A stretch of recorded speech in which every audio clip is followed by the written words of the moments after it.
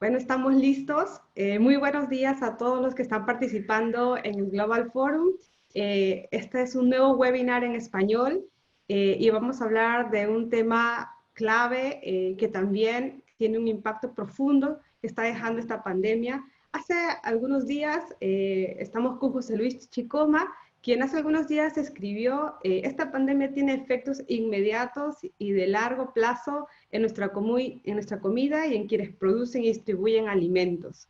Eh, ¿Cómo está la COVID-19 afectando los sistemas alimentarios en América Latina y en el mundo? Es una pregunta que se hizo José Luis Chicoma, quien es economista, es maestro en políticas públicas por la Universidad de Harvard y director ejecutivo de Ethos, un think tank que está basado en México y que justamente se especializa en analizar el sistema alimentario. Estamos con él aquí para hablar de este tema y también para analizar el escenario posible que se viene con los impactos que está teniendo ya esta pandemia. Bueno, José Luis, mucho gusto. Estoy muy contenta de tenerte aquí. Estás en México. ¿Está todo muy bien por allá? ¿Empezamos? Muchas gracias, Fabiola, por tenerme en este webinar que es tan interesante. Hablar siempre de sistemas alimentarios es como que muy importante, como ver esa visión más integral que se le puede dar a la alimentación y sus impactos en medio ambiente, agricultura, pesca, nutrición, alimentación, cambio climático. Pero ahora con la pandemia es mucho más importante, ¿no? Ahora, como nunca nos estamos poniendo a pensar todos los días, cosas que no se cruzaban por nuestra mente. ¿Quién está produciendo nuestros alimentos? ¿Cómo ese productor de alimentos, sea en pesca, sea en agricultura, los está distribuyendo? ¿Cómo los acopiadores van a recoger esos alimentos y los trasladan a un centro de comercialización? ¿Cómo el centro de comercialización está funcionando con las restricciones que se pueden tener de aislamiento social y de distanciamiento social, ¿no? Y al final, ¿cómo nos llegan los productos a la mesa, a nuestra mesa? Antes no estábamos pensando en eso. Era como una operación muy mecánica de ir a comprar alimentos a un restaurante o para cocinar en nuestras casas, y ahora ha cambiado radicalmente esto. Así que es Así un gusto es. estar contigo para hablar de esto. Y bueno, empecemos por el impacto más cercano. ¿Cómo está impactando la pandemia en distintos segmentos de la población? Hablamos de confinamiento en muchos países que está prolongado, pero de distintas realidades sociales y sobre todo en América Latina, un continente que es muy desigual. ¿Qué es lo que has estado observando tú? Sí, hay como el impacto global es uno de los más. Estamos acercándonos a una catástrofe humanitaria, a una catástrofe alimentaria, como no ha pasado en las últimas décadas en todo el mundo, ¿no? Antes de esta pandemia, ya hay más de 820 millones de personas que se van a dormir sin alimentarse lo suficiente, ¿no? Gran parte de estas, como 135, tienen una inseguridad alimentaria severa, ¿no? Esta cifra la de 135 millones, se puede duplicar, ¿no? A 260 o más.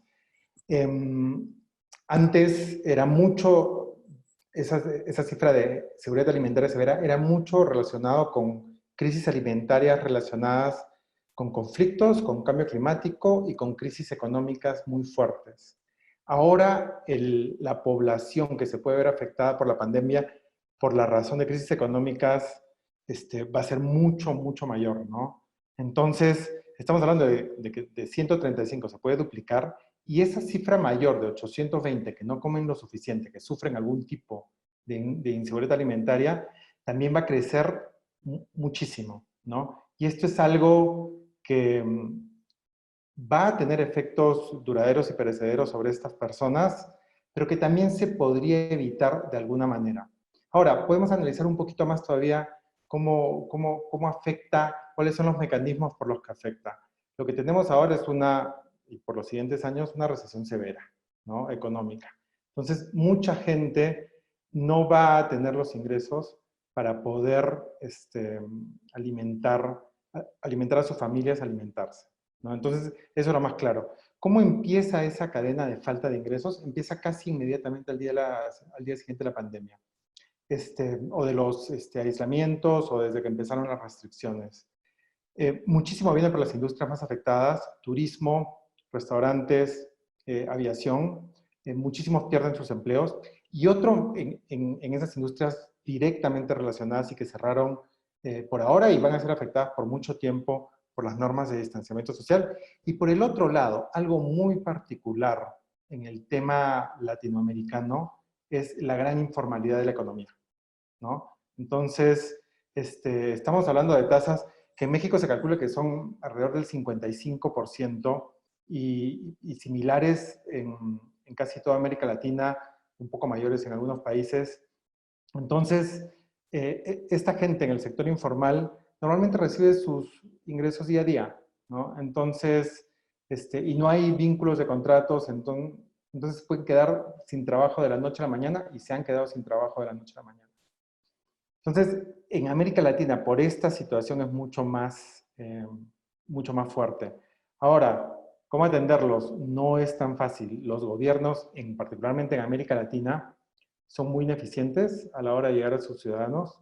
La única esperanza son ciertas estructuras de programas sociales que se han ido adecuando desde los 90s, con programas de transferencia en efectivo a familias en extrema pobreza, que se pueden ampliar rápidamente para atender a muchos más que entran en una situación de vulnerabilidad económica y de inseguridad alimentaria de la noche a la mañana.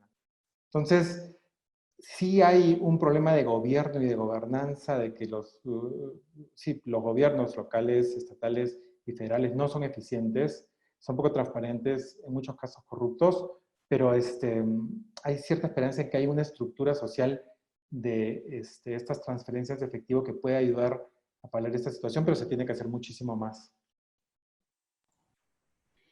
Sí, aprovecho antes de continuar con las preguntas que todos los que nos están siguiendo en vivo pueden hacer a través del chat de Zoom sus preguntas y a través de los comentarios de Facebook Live que pueden dejar debajo. Estamos también en la organización con Luis Botello. Él está recogiendo estas preguntas para poder hacérselas a José Luis Chicoma.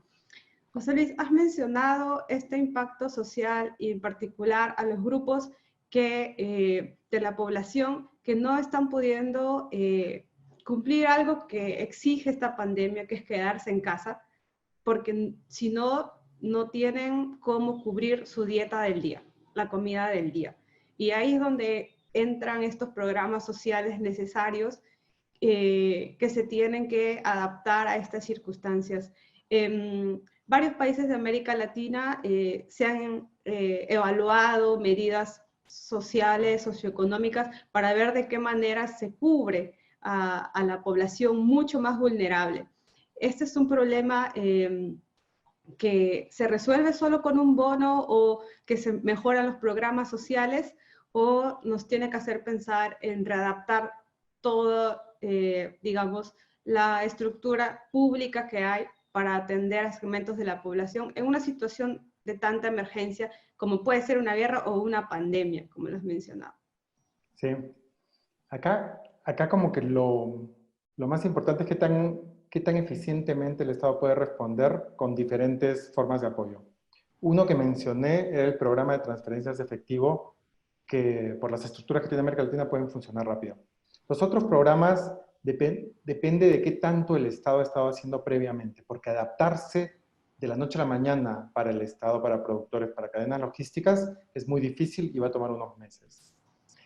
Lo que el Estado ha estado haciendo depende mucho de los programas de nutrición en escuelas, que pueden ser, o sea, que pueden continuar y pueden ser una plataforma a través de las escuelas para alimentar a familias que están vulnerables, ¿no? Otro programa puede ser cupones de alimentos o entrega directa de alimentos en especies o canastas de alimentos a los más vulnerables. La otra, comedores populares. Y es interesante ver cómo en diferentes países de América Latina o se tienen esas estructuras o en algún momento se tenían y ya no se tienen, por lo cual va a ser difícil reactivarlas. Y si hay la capacidad para poder redireccionar gran parte de la producción hacia comedores populares, hacia reparto de alimentos en escuelas, hacia reparto de canastas alimentarias a los más vulnerables y a los adultos mayores. Y esto como que puede ser un poco, o sea, como que muy difícil dependiendo de capacidad de gobiernos locales, gobiernos estatales, gobiernos federales o centrales.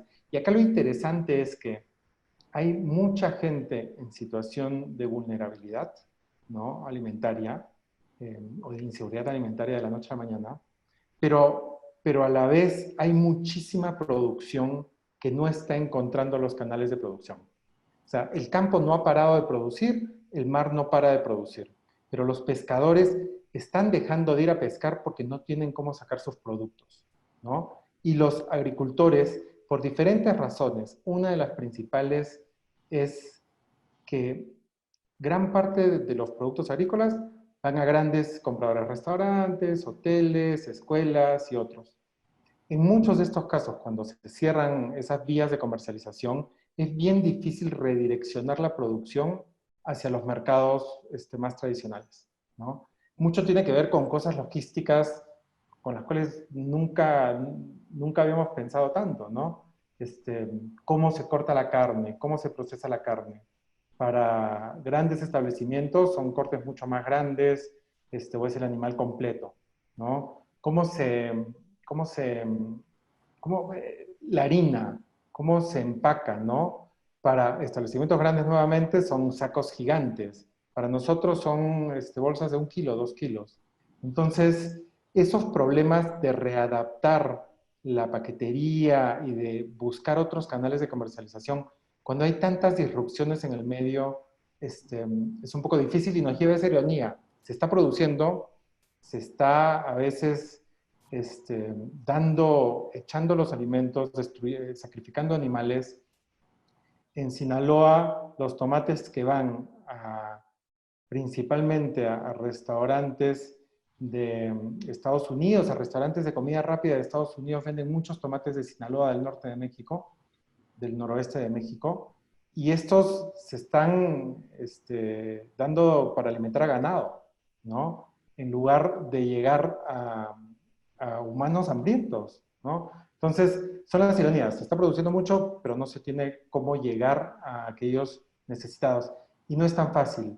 Por ejemplo, ¿cómo le decimos a un agricultor que no tiene la logística necesaria para distribuir, que no tire al río su cosecha de cebollas, cuando no tiene cómo contratar un camión de transporte que pueda llevar sus cebollas a los más necesitados, ¿no? Entonces, es una situación compleja y no nos podemos adaptar de la noche a la mañana.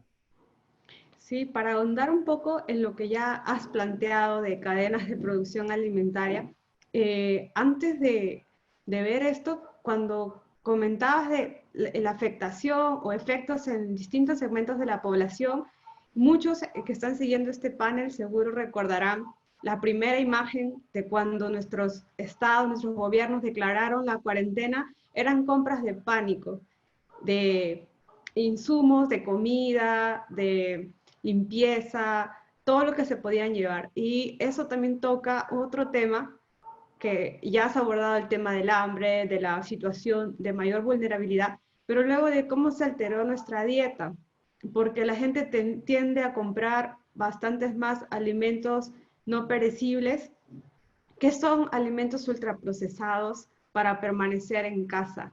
De algún modo también esto se ha alterado. Tú vives en Ciudad de México, uno de los países donde no hace mucho ha habido todo un debate para poder tener mayor transparencia en los alimentos ultraprocesados que se venden, porque no se prohíben, pero se tiene que tener más información al público sobre lo dañinos que son en un país donde la obesidad y la diabetes son una epidemia y es muy peligroso. De hecho, los pacientes con COVID que son más riesgosos son los pacientes obesos. Y sin embargo, tenemos estas paradojas de que la dieta que nos ha impuesto la cuarentena también está muy relacionada con alimentos que no necesariamente son los más saludables. ¿Cómo has visto esta parte para cubrir un poco el otro segmento de la población también que ha tenido un impacto al haber llegado el virus y al haber tenido que someterse a un confinamiento? Sí, y de hecho, Fabiola, como cálculos iniciales que han salido en los medios acá en México hablan de que 7 de cada 10 de los fallecidos por coronavirus en México tienen alguna de esas enfermedades que están relacionadas con la alimentación, sobrepeso, diabetes y hipertensión.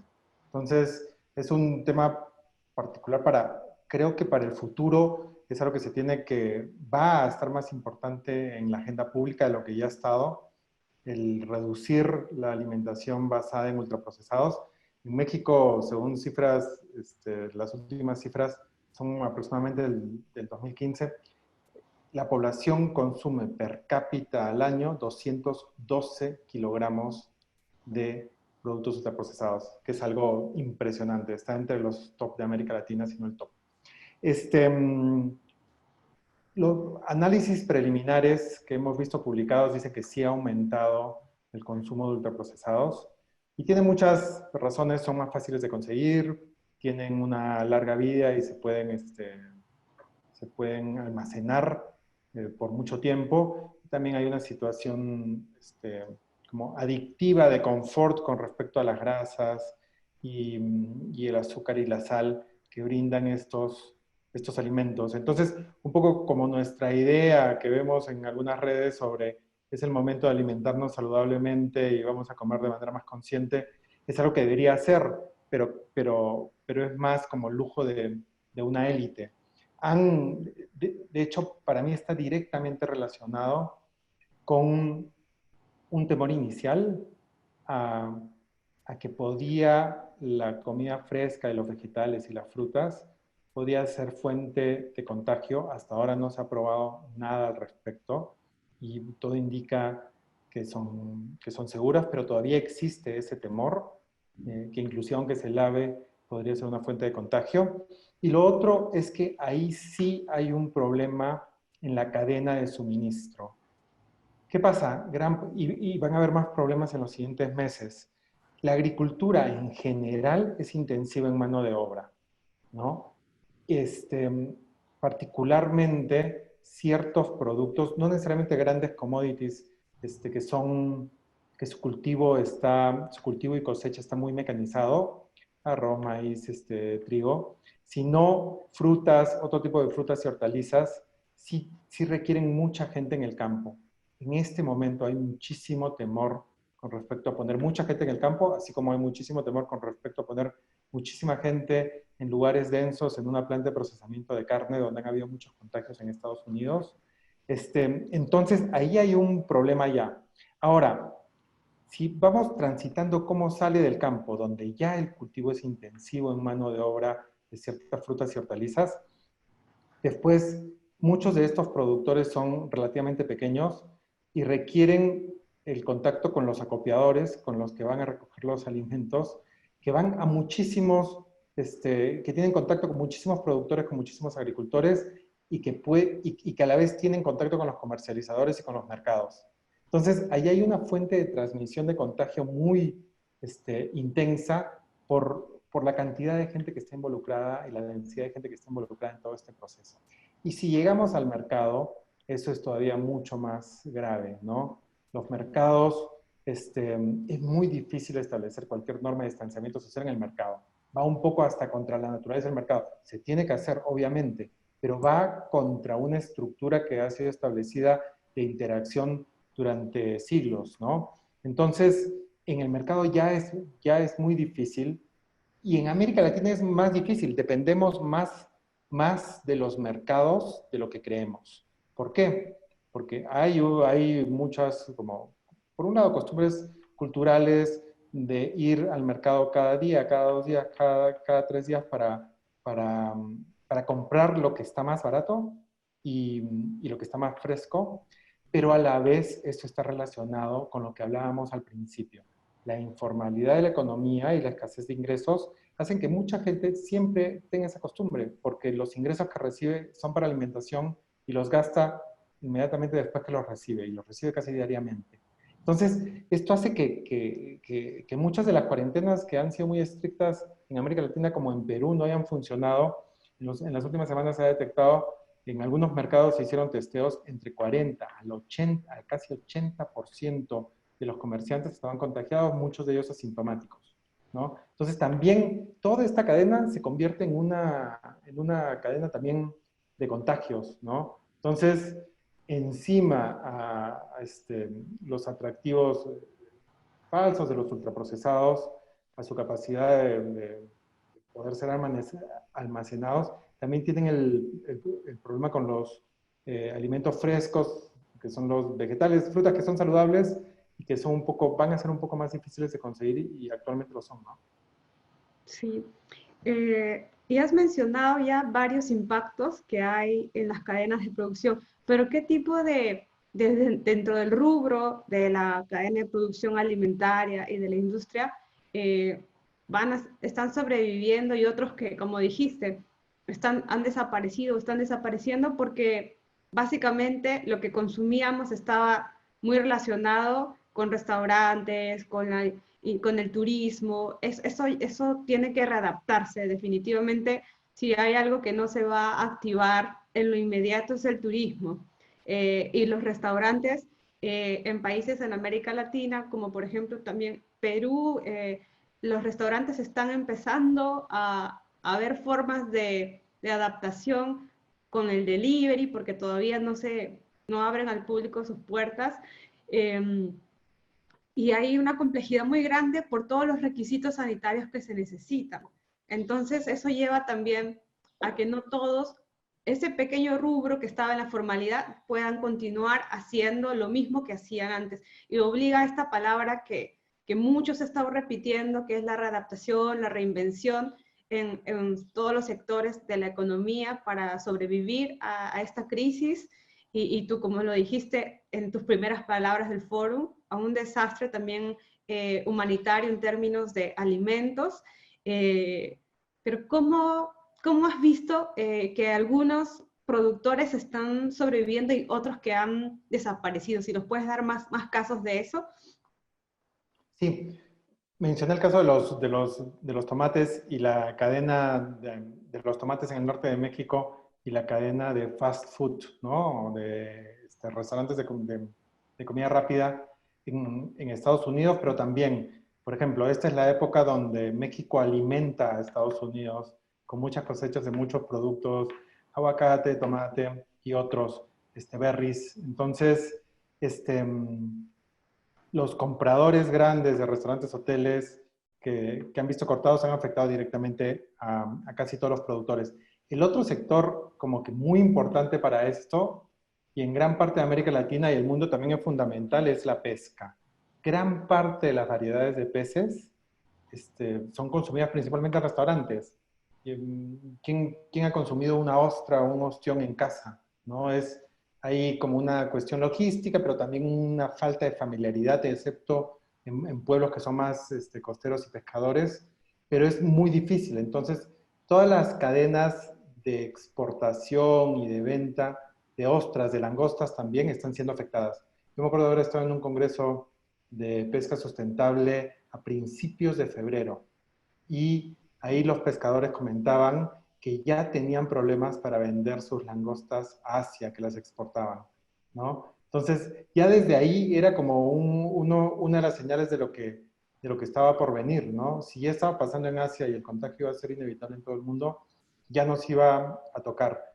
Entonces, gran parte de lo que compran los restaurantes y hoteles afectan las industrias. ¿Cómo se vende la leche, la mantequilla y otros bienes? Nosotros, o sea, en supermercados no se va a interrumpir y la seguimos consumiendo, pero cómo se distribuyen en otras galoneras y en otros paquetes a restaurantes y hoteles también va a afectar la industria láctea, y ahí es donde vemos que también se está generando como que muchos desperdicios, o sea, los mismos productores se están deshaciendo de estos... Están tirándola al río.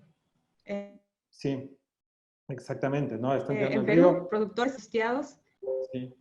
Y eso, o sea, otra vez estas ironías, ¿no? Y no es culpa de ellos, sino tampoco pueden distribuirlo de manera adecuada. O en muchos casos, los problemas en demanda han hecho que productores no quieran vender sus productos a un precio que es el 10% de lo que normalmente les da el mercado y que es mucho menor sus costos de producción. Entonces, a veces también tiran esos productos y los desechan. Por ahí vemos un aumento muy grande en el desperdicio de alimentos, ¿no? Pero sí, o sea, como que la problemática es casi producto por producto, dependiendo de muchas variables, dependiendo de cómo es la comercialización, cómo son los compradores, qué tantos trabajadores y qué tanta mano de obra interviene en los procesos, ¿no? Ahora, se habla mucho también, y es algo muy interesante, de las cadenas cortas de distribución y cómo adquieren mayor importancia, ¿no? De hecho, que acá muy cerca de donde vivo, hay un mercado alternativo que atrae a gran parte de la comunidad que vive en estos barrios, en estas colonias, como se le llama en México, el mercado del 100, ¿no? Entonces, justo hablaba con los organizadores del mercado del 100 y lo que han observado ellos, que así pasa en muchos mercados alternativos en el mundo, es hay menos consumidores porque muchos no quieren ir al mercado por temor al contagio, pero los productores están vendiendo más en promedio. ¿Por qué? Porque los consumidores están saliendo a hacer una compra. Ya no quieren salir a hacer 5 compras o 4 compras durante la semana en varios establecimientos. Así que si antes en este mercado de productores alternativo y orgánico consumían para los desayunos, ahora consumen para desayuno, almuerzo, cena y para toda la familia. Y todo lo que hacen todo lo que están cultivando es saludable y los productores no han visto tanta merma en sus ingresos como se esperaba. Ahora, esto es una situación más excepcional y más de compradores de élite que lo que está pasando en general, ¿no? Sí, justamente para recoger algunas de las preguntas de los que están siguiendo esta charla, Luis Díaz Batalla nos menciona cómo en todo caso ayudar a disminuir el consumo de ultraprocesados y cómo fortalecer el suministro de alimentos frescos. Es una gran complejidad. Y nos pone, ¿puede haber alimentos procesados para el consumo masivo que no tengan características de alimentos nocivos? Eh, una pregunta muy compleja de cómo hacerlo. En este momento, ¿quién tiene respuestas? ¿Qué país que hayas revisado está teniendo alguna respuesta como más equilibrada a toda esta alteración, gran alteración en el sistema alimentario? Creo que ahí depende, volvemos a un punto que habíamos tratado de la capacidad del gobierno de establecer algún programa de apoyo que vaya más allá de la alimentación directa. Y acá es en el caso de cómo apoyas a los productores, cómo tú haces alianzas tal vez con el sector privado, ¿no? Pero para hacer compras de productores locales, de insumos, de productos saludables, y ahí depende, es caso por caso, de qué tan bien adaptados están los gobiernos locales, estatales y federales para realizar estas compras y para poder distribuirlas, ¿no? En los últimos 30 años en América Latina se dieron muchas políticas de reducción del Estado que fueron beneficiosas en ciertos temas macroeconómicos, ¿no? Pero que a la vez generaron una debilidad para poder atender situaciones como esta, ¿no? Y para que los sistemas de distribución de alimentos y de acopiamiento y de distribución estén totalmente fuera de la posibilidad del gobierno de atenderlos y de mejorarlos. Pero yendo más concreto a la pregunta, sí, o sea, deberían haber compras directas a los productores y centros de acopio y poder facilitar una distribución más adecuada. Una de las medidas más importantes, y ahí vemos también la incapacidad de los gobiernos locales en América Latina, ha sido garantizar las medidas de seguridad en los mercados, ¿no? Las medidas de salubridad y de distanciamiento. Desde finales de marzo, cuando esto empezó, escribimos justamente eso. Los gobiernos locales tienen que tener la capacidad de asegurar que los mercados no sean una fuente de contagio. ¿Qué ha pasado mes y medio después? Justamente pasó eso. ¿Por qué? Porque a veces en muchos países los mercados son como tierra de nadie. No tienen ni la infraestructura básica ni, ni las medidas como Sanitarias básicas mínimas. de limpieza, ¿no? Eduardo Segarra, investigador de GRADE en Perú, lo ha comentado muy bien en muchos artículos esta semana que han salido internacionalmente, cómo los mercados no tienen estas capacidades básicas y cómo los gobiernos locales, y ha pasado en Ciudad de México y en Lima, no han podido garantizar desde lo más básico, ¿no? O sea, acá en Ciudad de México, en abril estaban repartiendo folletos de cómo garantizar la limpieza en la central de abastos y el contagio, pero no repartían gel, no repartían máscaras, y la reacción ha sido un poco tardía, ha sido un poco posterior, ¿no? O también en algunas ciudades se instalaban cámaras desinfectantes que rociaban al cuerpo de las personas alcohol o lejía o algún otro producto químico que en realidad no las protegía. Entonces había una falsa sensación de seguridad y la gente descuidaba el lavarse las manos, las suelas de los zapatos al entrar a sus casas. Muy complejo el tema de los mercados, siendo que desde mucho antes de la pandemia, las condiciones sanitarias en las centrales de abasto de muchos mercados de América Latina no eran las mínimas o las condiciones adecuadas para la venta. Tenemos justo un panelista,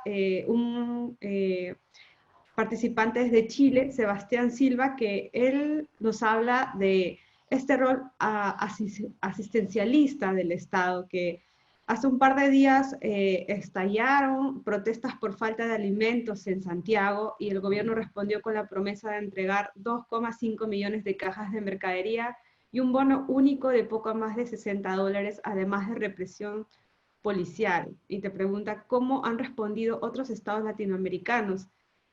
Bueno, Chile, esta situación muy compleja de que ya tenía una fragmentación social y un estallido, están en un proceso muy complejo político, social y llegó una pandemia y la respuesta asistencialista no parece ser como la más adecuada según este panelista, este participante. Tal vez en esta situación de vulnerabilidad extrema de la noche a la mañana en la cual han entrado millones de personas en América Latina, sí se requiere una respuesta inicial más asistencialista, pero coincido con Sebastián en que tal vez mediano o largo plazo no cuestionaría este rol asistencialista, ¿no? O sea, mientras es importante con programas de transferencia de efectivo y entregas directas de canastas de alimentación a los más vulnerables, que ese es un acercamiento bueno por ahora y por los siguientes meses, se tiene que también poner en marcha algún otro tipo de apoyos que puedan favorecer a que no haya estas disrupciones en mercados, particularmente de pequeños productores y, si es posible, de producción saludable, ¿no? Todavía no se ha visto nada como grande a gran escala, aunque sí se han anunciado en diferentes países créditos a más pymes relacionadas con el sector, ¿no? Pero sí tiene que haber un rol asistencialista para los más vulnerables, pero a mediano plazo la pandemia no se va a ir por un buen tiempo y estas disrupciones en las cadenas de producción y suministros y comercialización tienen que, tienen que seguir funcionando, ¿no? Lo mejor que se puede hacer, como dijimos, y es como regresar al tema, es garantizar que pueda seguir funcionando, ¿no? Que los mercados no cierren, o que si cierran sea de un día a otro para reorganizarlos y para poder asegurar que puedan funcionar de una manera segura por los siguientes meses, ¿no? Y también garantizar, hay un tema muy interesante, ¿no? Gran parte de la agricultura depende de trabajadores temporales por la naturaleza misma de la agricultura, cosecha y siembra. Esto presenta como muchos retos para la migración entre países, la migración internacional, que han sido, que ha tenido algunas disrupciones por las restricciones en fronteras para el movimiento libre de las personas, para el movimiento de las personas, inclusive los autorizados para trabajar en estos procesos de cosecha, particularmente de México a Estados Unidos. pero también hay restricciones a los movimientos internos, ¿no? Dentro de cada país hay poblaciones también que se mueven dependiendo de estos ciclos de cosecha y las restricciones de confinamiento, a transporte, han generado ciertas disrupciones en ciertos cultivos. Asegurar que se mantenga esa característica esencial de la producción de alimentos y que se respete en tanto estas migraciones externas como internas es algo también fundamental. Así es, y para complementar esa pregunta de cómo respondieron otros estados, en la mayoría con poblaciones y porcentajes altos de pobreza, no ha habido otra forma que garantizarle un bono o canastas de víveres a las poblaciones que no pueden hacer otra cosa que tener que trabajar el día a día y salir. Entonces, si quieres que guarden estén confinados en casa, respeten la cuarentena, ha sido una respuesta de varios gobiernos en Latinoamérica. Perú ha hecho esto, ha entregado un bono universal para poder garantizar que se queden en casa y ha sido una respuesta asistencialista del Estado porque no tenía otra manera de controlar que la gente no siguiera saliendo. Eh, Evidentemente no es un asunto simple, como dicen los participantes. Tú has hablado, para recoger otra de las preguntas, de Fabricio Calderón, que nos escribe desde Argentina, de la cadena de producción, de los segmentos de la población afectados, y la producción está súper ligado con lo que acabas también de mencionar, la distribución.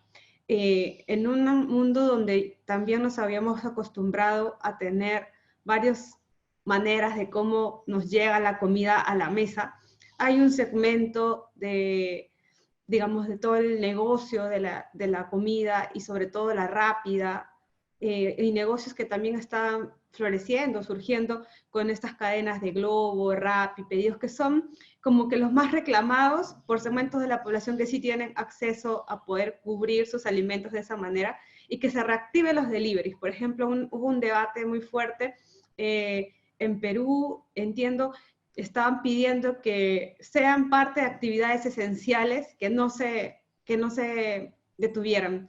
Pero estas cadenas globales de distribución de todo tipo de servicios, pero en particular de alimentos, también han funcionado de manera bien informal con sus trabajadores, y no solo en Perú, sino en varios países de América Latina. Esta parte de la distribución de alimentos va a cambiar también cómo se pueden ver que va a tener de todas maneras que readaptarse o adaptarse a esta situación. Yo, yo creo que ahí el gran reto va a ser para cómo los pequeños productores, muchos de ellos, con muchos de ellos existe una brecha digital, ¿no? No están familiarizados con las plataformas estas más innovadoras por las cuales pueden distribuir sus alimentos. ¿Cómo se logra acortar la cadena de la noche a la mañana, ¿no? Entonces, para un segmento de pequeños productores que están más conectados con comercializadores en centros urbanos, que pueden saber cómo distribuir esta alimentación, puede ser más sencillo, y ha habido un incremento como que muy importante en cómo se distribuyen alimentos saludables de esta manera, ¿no? Orgánicos saludables y directamente con productores. Para la gran proporción de los productores que no tienen acceso a estas herramientas digitales, a estas plataformas fáciles de usar para vender sus productos, es como que mucho más difícil.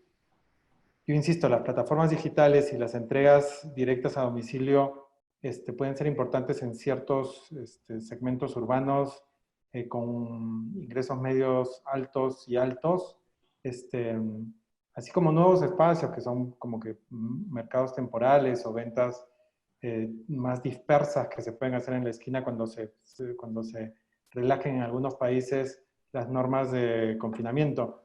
Pero o sea, no es el grueso de la población que va a ser atendida de esta manera. Sería muy interesante pensar que sí, ¿no? Que ahora va a ser la gran oportunidad para cortar las cadenas de distribución. y tener más contacto con los pequeños agricultores. Sí lo es en cierta medida, pero no tanto como para tener una escala grande para salvar a los productores que no tienen cómo distribuir los alimentos que sí están produciendo, ¿no? Sí.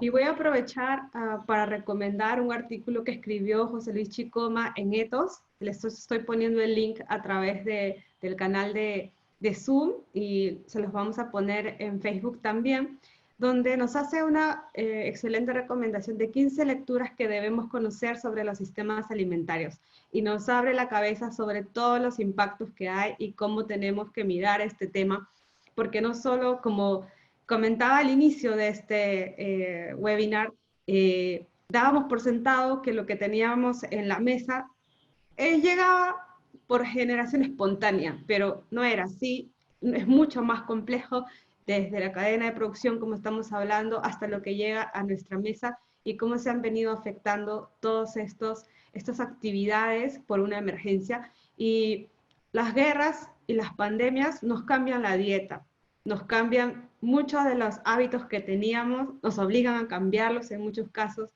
José Luis. Y ¿cómo tú ves entonces el escenario en la comida futura? Ha habido mucha discusión también sobre, bueno, esta pandemia nos va a cambiar evidentemente todo, no vamos a volver a una normalidad a la que conocíamos, pero en el caso de nuestra dieta, de los alimentos, ya que estamos viendo todos estos efectos que se están dando en muchos casos irreversibles en cadenas de producción, eh, ¿cómo se ve la dieta futura? Si es que es posible tener por lo menos algunos indicios de qué vamos a discutir y qué nos va a preocupar en los siguientes años o meses. Sí, uno de los temas más importantes sí lo hemos mencionado, y aunque puede haber una tendencia a consumir más ultraprocesados en medio de esta pandemia, cosa que ha cambiado un poco, como que los ultraprocesados en el mundo desarrollado estaban en declive, en el mundo en desarrollo están en aumento, pero ahora han aumentado un poco más, ¿no? Pero principalmente, o sea, como que lo más fuerte que nos puede impactar esta pandemia es darnos cuenta que la alimentación nos ha estado enfermando y que nos pone mucho más vulnerables frente al coronavirus o a cualquier enfermedad en el futuro. Entonces, sí va a tener la salud pública con medidas más restrictivas a los ultraprocesados, más importancia en la agenda política en los siguientes años, ¿no? Entonces, una de las cosas que se podrían predecir de largo plazo es que si los gobiernos van a poner más etiquetados como se han implementado en Chile, en Perú, en Uruguay, recientemente en México y también en Israel, que te dicen claramente, que te advierten claramente los contenidos excesivos que tienen estos productos ultraprocesados de azúcares, grasas saturadas, sales y otros, ¿no? Y también impuestos y también restricciones a la publicidad y también restricciones a la venta en escuelas de alimentos ultraprocesados. Ese conjunto de medidas definitivamente va a ocupar la agenda pública en los siguientes años, ¿no? Ese es como punto uno. El punto dos es algo que nos gustaría pensar a todos y es un poco más de esperanza, ¿no?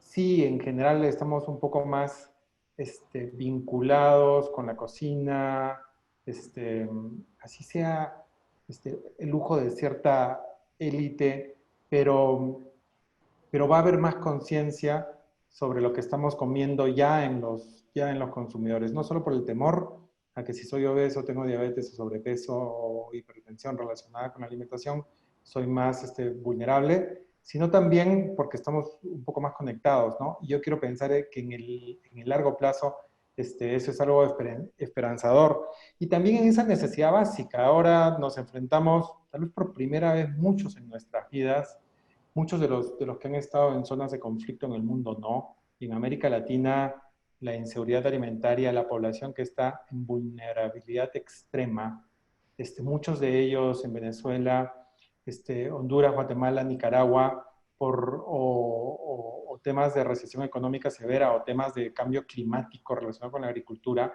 ellos ya han estado sufriendo lo que significa no poder alimentarse ni su familia sin tener que desplazarse por eso, ¿no? Pero para muchos otros es como primera vez que van a enfrentar el no poder comprar todo lo que quieren, ¿no? Entonces va a haber cierta cierto interés mayor sobre cómo voy a yo relacionarme más con la producción de alimentos.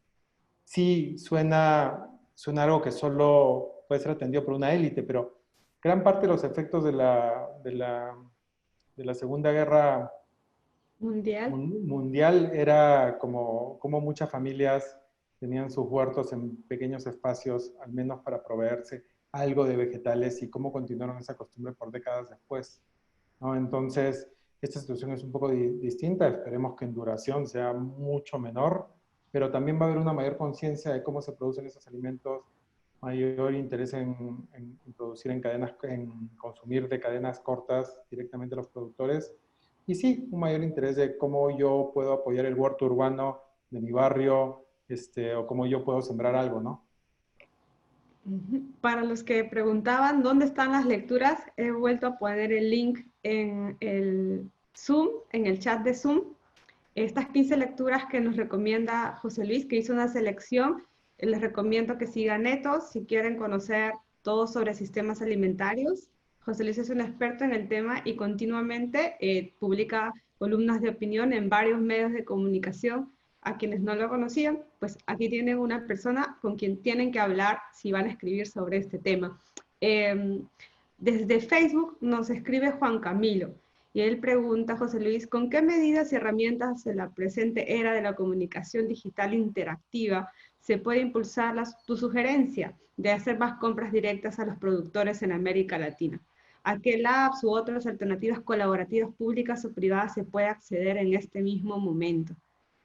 Y nos aprovecha también a compartir un artículo que ha publicado sobre las consecuencias laborales de la pandemia, este participante. Nos deja un reto Pues, ahí. sí, sí, ahí hay como un reto. Yo no soy un experto tecnológico. Ahí lo que puedo decir es que hay un tema de brecha digital muy fuerte y que si hay distintos organismos en el Estado que lo que podrían hacer ahora es facilitar para ciertos productores que están preparados, como plataformas fáciles y plataformas más colectivas a las cuales pueden acceder. Yo me siento un analfabeto tecnológico muchas veces y estoy todo el día frente a la computadora. Muchos de los productores están en una situación muy distinta como para poder acceder, muy distante, digamos, de estas plataformas digitales como para poder acceder rápido a las plataformas de e-commerce. Ahí definitivamente se requiere como que apoyo del gobierno para poder subsidiar, apoyar plataformas tecnológicas para los que están preparados para poder hacerlo, ¿no? Y para muchos ha sido difícil transitar esas plataformas online, ¿no? Y ha sido muy frustrante. Son organizaciones como el mercado de productores, el mercado del 100 que mencionaba, pasó a ser plataforma online para atender a ciertos usuarios y para garantizar la demanda de los productores que tienen en el mercado. Y no ha sido fácil porque era un mercado que justamente no tenía esa intención de distribuir online, sino de generar un espacio para la comunidad donde los consumidores tenían contacto con los productores. Entonces, como que hubo que hacer un cambio rápido de chip y de filosofía de la noche a la mañana para poder tratar de decir, bueno, en este momento la plataforma online sí va a ser útil y vamos a hacerla, ¿no?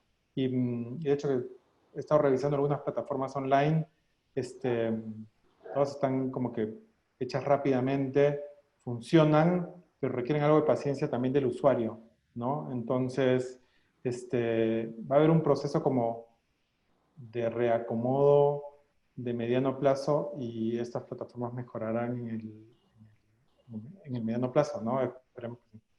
Va a ser casi una obligación tener que digitalizarnos también en ese plano. De hecho, ahora con la entrega de los bonos económicos en varios países de América Latina, la gente seguía haciendo colas en bancos, ¿no? No estábamos, a pesar de que ya hay un largo camino hecho sobre digitalización del Estado y de muchos de los servicios que existen para facilitarnos la vida, no es tan fácil que América Latina tenga muchas plataformas digitales para resolver todas sus necesidades, ¿no? Es tal vez este momento un detonador hacer reformas muy grandes también en ese aspecto. No me imagino, más allá de los grupos de WhatsApp, donde muchos bodegas, supermercados, mini markets están haciendo incluso de manera informal sus propias apps o muy, no creo que sería lo informal, sino de iniciativa muy local, muy individual, iniciativas individuales para que se transformen en política pública y sea esto algo mucho más grande, ¿no? Que también tenga mayor vigilancia de la calidad de cómo se brindan estos servicios. Hay otro participante que nos habla, Mario Zuleta, desde el punto de vista de la ciencia e investigación en el ámbito de salud pública y los sistemas de alimentación. ¿Qué temas de investigación serían relevantes de impulsar en esta situación? Eh, bueno, desde el periodismo nos hablas para escribir o desde el punto de la ciencia e investigación en el ámbito de la salud pública, creo que es un investigador. ¿Qué respondes a eso, José Luis? Muy interesante la pregunta de Mario. Lo que yo no he encontrado, hay muchos nutricionistas en este momento recomendando ciertas dietas y ciertos productos que pueden proteger el sistema inmunológico. Más como datos concretos sobre eso en ciencia, investigación, en salud pública, como es necesario, ¿no? ¿Qué dieta de largo plazo, más allá de no ultraprocesados, puede ser como que más útil para protegernos en el futuro, ¿no? Además del ejercicio y todas las actividades físicas que uno tiene que hacer.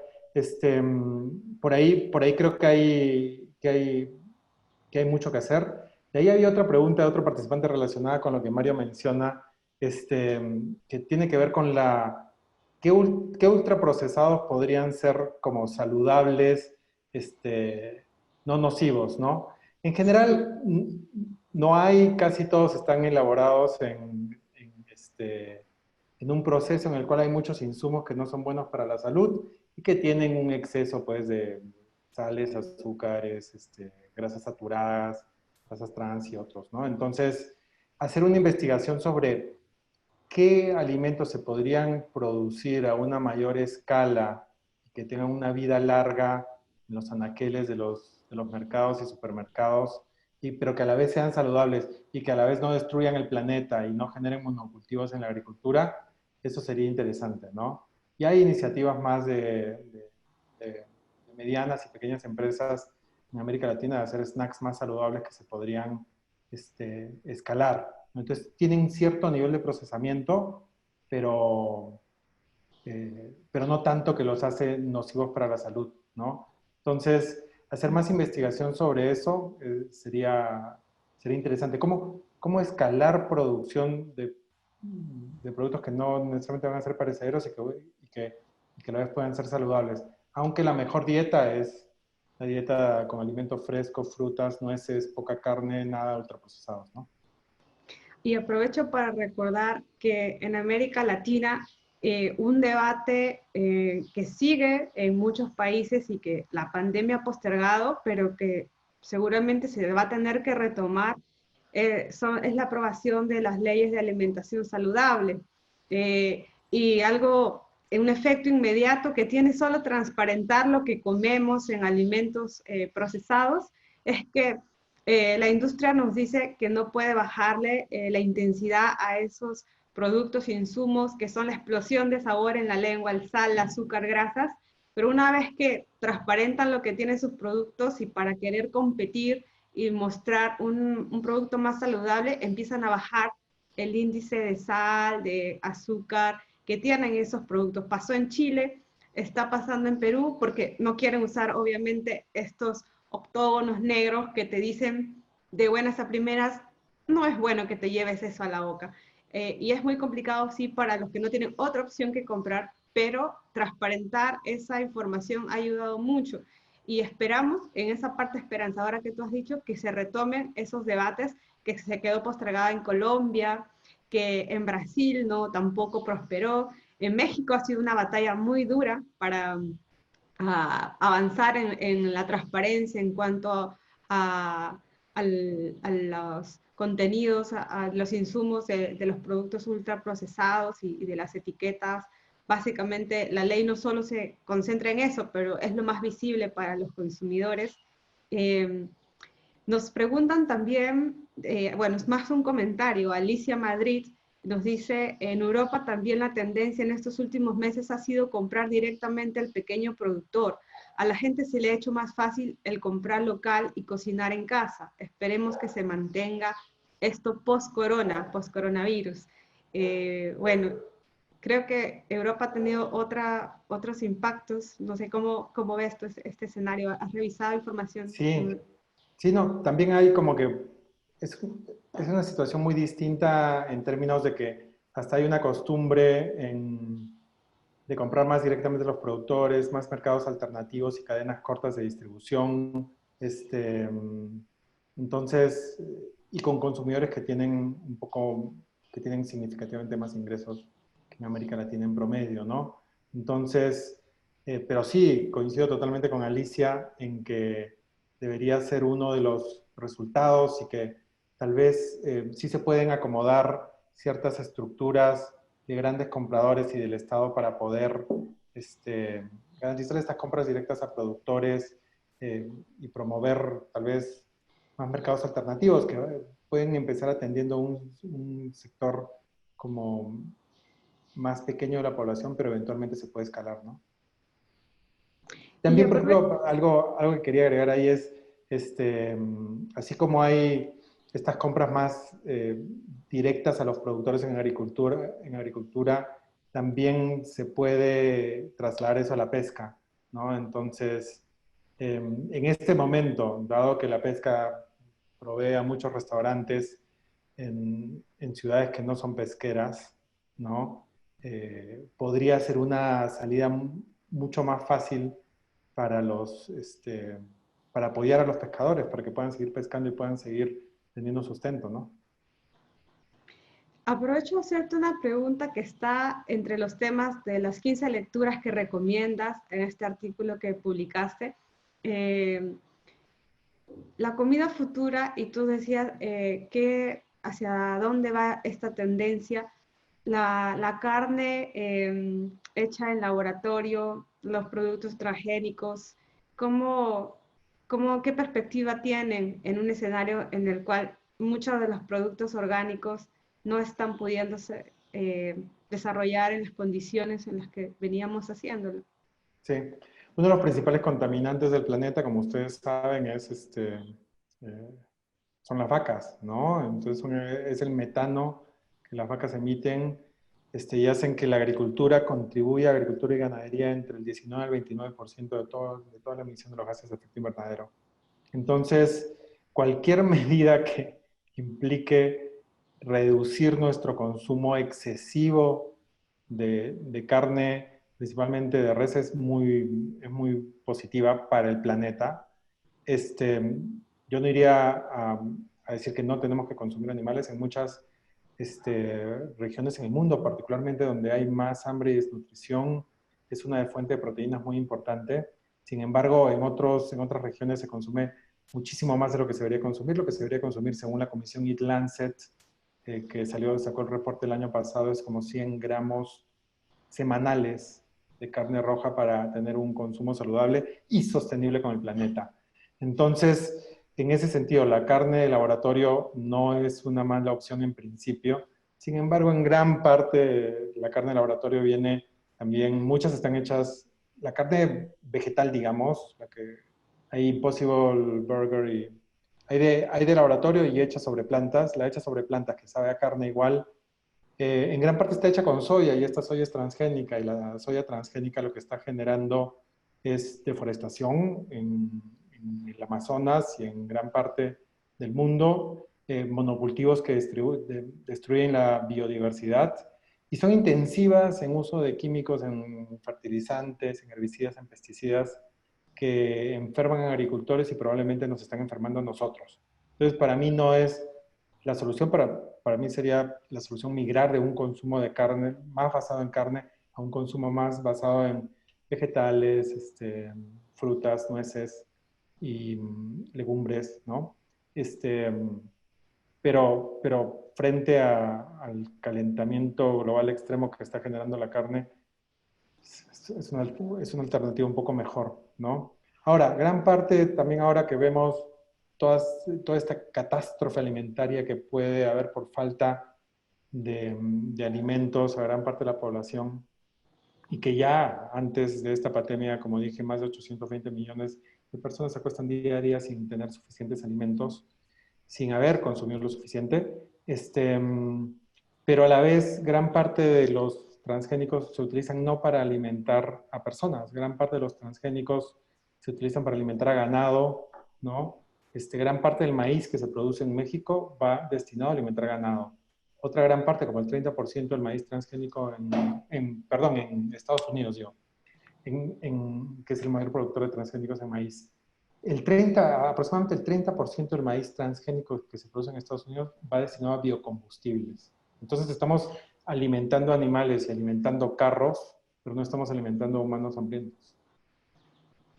Wow, entonces tenemos un escenario que todavía se ve complejo, pero hay algunas líneas esperanzadoras y también salidas de corto, mediano y largo plazo que ha repasado en esta hora con nosotros José Luis Chicoma. Estamos llegando al final de, de este webinar en el forum. Muchas gracias a todos los que han seguido por Facebook Live y los que han entrado a la plataforma de Zoom. También quiero aprovechar para anunciarles que muy pronto vamos a tener un foro en español, exclusivo en español, para todos los periodistas y la audiencia en general que sigue el foro del Centro Internacional para Periodistas. José Luis Chicoma es economista, experto en políticas públicas por la Universidad de Harvard y es el director ejecutivo de un think tank que está en México, que se llama Ethos, y desde hace varios años vienen generando investigaciones acerca del sistema alimentario y de la industria alimentaria en particular, que es uno de los temas que ha José Luis estudiado mucho y sobre los que ha escrito también. Los invito yo a revisar también los artículos que ha publicado en Ethos. Hemos también publicado algunos de ellos en Salud con Lupa, saludconlupa.com, la plataforma que dirijo, dedicada a salud pública en América Latina. Y bueno, me queda solo ya despedirnos, estamos hacia el final. Muchas gracias, José Luis. Varios de los participantes aquí son periodistas y es probable que te escriban también para conocer un poco más acerca de tus investigaciones y del seguimiento que vienes dando a este tema en particular en este contexto que nos ha tocado vivir hace 5 meses. Venimos experimentando día a día muchos cambios y muchas experiencias que pues nos genera incertidumbre, pero este tipo de conversaciones también nos dan luces sobre lo que vamos a necesitar enfrentar. Muchas gracias por tu tiempo, por tu generoso tiempo. Llegamos al final. Muchas gracias, Fabiola. Es un gusto hablar de estos temas siempre. Y muchas gracias a todos los asistentes por las excelentes preguntas y por estar presentes. Muchas gracias. Okay. Hay un mensaje que no voy a terminar de poder resolver, pero los que no siguen el ICFJ Global Health Crisis Reporting Forum pueden solicitar su integración. Es básicamente un grupo de Facebook muy gigante de más de 1.400, 1.500 periodistas de todo el mundo. Así que los que quieren seguir por el Facebook Live solo necesitan integrarse. Si son periodistas, son muy bienvenidos a aportar sus investigaciones, sus artículos, para que todos los que están interesados en esta comunidad periodística pueda atender los temas y podamos seguir también sus coberturas desde distintos países. Es ICFJ Global Health for Crisis Reporting Forum, el foro global general, donde están reportándose desde varios idiomas, en inglés, en español, en árabe, y muy pronto vamos a tener varios canales exclusivos para poder seguir produciendo este tipo de encuentros con los mejores expertos en todos los idiomas, y por supuesto en América Latina vamos a continuar desarrollando varias actividades con un nuevo equipo también que se va a sumar muy pronto. Con esto me despido. Desde Lima, Fabiola Torres, y desde México, José Luis Chicoma. Gracias. Gracias.